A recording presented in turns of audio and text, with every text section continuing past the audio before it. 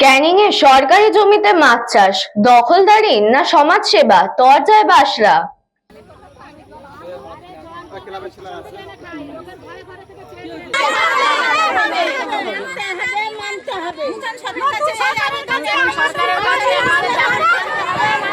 দক্ষিণ চব্বিশ পরগনার ক্যানিং পশ্চিম বিধানসভার বাসরা অঞ্চলে গৌরদহ এলাকায় সরকারি খাল দখল করে মাছ চাষ ও দোকানপাট চালানোর অভিযোগ ঘিরে তুমুল বিতর্ক ছড়িয়েছে।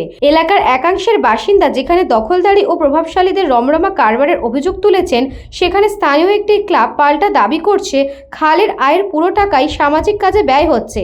বাসিন্দাদের অভিযোগ, কিছু প্রভাবশালী ব্যক্তি খালের অংশ দখল করে মাছ চাষ ও দোকান চালাচ্ছে। তাদের অনেকের নিজস্ব বাড়ি গাড়ি ও অন্য ব্যবসা থাকা সত্ত্বেও সরকারি জায়গা দখল করা হচ্ছে। দখল করা দোকানঘর 2-3 লক্ষ টাকায় হাত বদল হচ্ছে বলে অভিযোগ। আমরা চাইছি জনসাধারণের খাল, এটা সবাই এটা ব্যবহার করছে এবং দীর্ঘদিন ধরে যেভাবে সবাই ব্যক্তিগত একটা চিন্তাভাবনা নিয়ে যে দখল করে যে যার মতো চাষ করছে, প্রত্যেকটা গ্রামবাসী আমরা সকলেই খালটার উপরে নির্ভরশীল এবং চাই এই খালটা সবাই মিলে এটা সমস্ত বিষয় আমাদের এটা ব্যবহার করা হয়। কিন্তু এটা দীর্ঘদিন ধরে যেটা দেখছি আমরা একের পর এক এটা মাছ ধরে এইভাবে ঠিক যে চাষ করে খাওয়া হচ্ছে, তাদের দিক থেকে আমরা অনেকটা অসুবিধার মধ্যে আছি।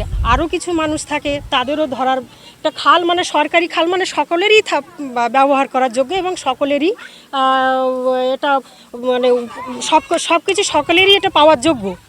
এবার সেই দিক থেকে দেখছি কিছু মানুষ এইগুলোকে ব্যক্তিগত দিক থেকে বলা যায় যেমনভাবে এরা করে খাচ্ছে, হ্যাঁ, সেই দিক থেকে অনেক মানুষের অনেক অসুবিধা হচ্ছে। এই গ্রামের ছেলেরা বা গ্রামেরই ছেলেরা ব্যাপারটা হচ্ছে কি, বিগত যারা এই জিনিসটা করে খাচ্ছিল তাদের একটা খুব জমে গেছে,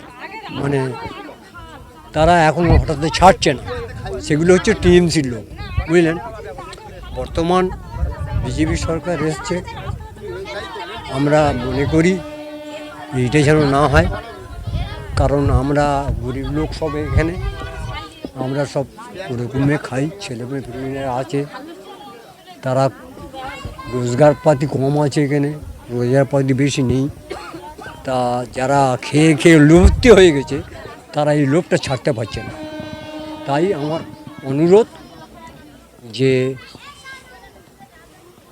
এইটা যাতে পরিষ্কার করে দেওয়া যায়, তার জন্য আমি অনুরোধ করছি।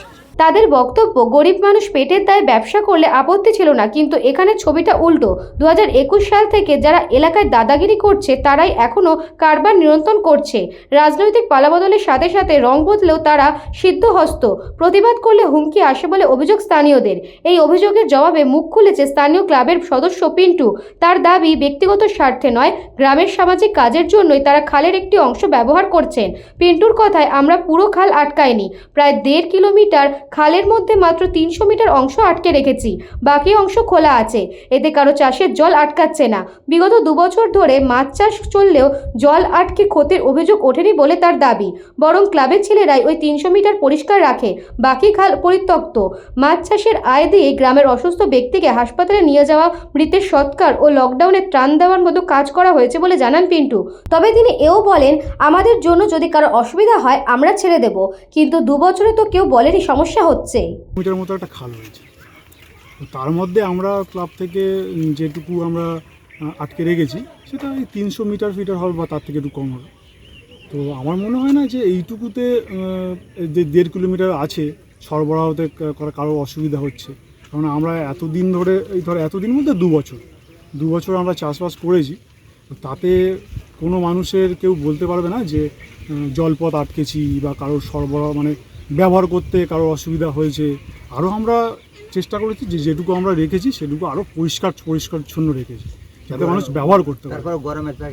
গরমে চাষ যারা করে তাদের জলও দিই, যে প্রত্যেকে যা চাষি যারা আছে সবাইয়ের কারোর অসুবিধা হয়, রাখি না, সেটা রাখা যায় না। কিন্তু আমরা যেহেতু সামাজিকভাবে সবাই আমাদের গ্রাম উন্নয়নের জন্য কাজে নিয়েছি, চেষ্টা করেছি, তার জন্য কিন্তু আমরা এটা নিয়েছি। কিন্তু হ্যাঁ, যদি কারোর প্রবলেম হয়ে থাকে তাহলে ছেড়ে দেবো, কোনো সমস্যা নেই। কিন্তু যে আমার তো মনে হয় যে কোনো সমস্যা আমরা করিনি কোনোদিন।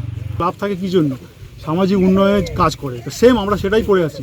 আমরা সেই লকডাউন থেকে, আমরা লকডাউনের পরে আমরা ক্লাব বেঁধেছি, তার আগের থেকে আমরা যখন ক্লাব তৈরি করিনি তখন থেকে আমরা এই যখন সেই লকডাউনে সেই বাজে অবস্থা ছিল, ত্রাণ দেওয়া সব কিছু করেছি আমরা। সেগুলো মিডিয়াও হয়েছিল, মিডিয়াতে আপনার মানে অতটাও দেখাতে পারি, ঠিক আছে, সব কিছু করেছি। তাহলে আমরা পাড়ার জন্য কি করিনি সেটা আগে পাড়ার লোকদের কাছে একবার কোশ্চেন করে দিই।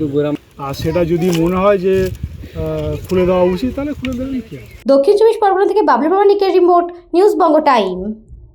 St. Augustine's Day School, Barrackpur.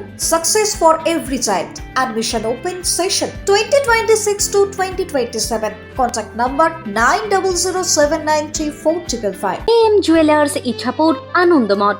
আমাদের মেকিং চার্জ 3%। আমাদের লাইভ দেখুন JM জুয়েলার্স ফেসবুক পেজে প্রতিদিন রাত 7:35 আমাদের ভিডিও শেয়ার করলে পেয়ে যাবেন সোনার নাকছাবি একদম ফ্রিতে। ঠিকানা ইছাপুর আনন্দমঠ, উত্তর 24 পরগনা।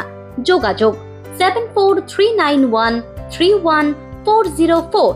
আমাদের অনলাইন ডেলিভারির ব্যবস্থা আছে।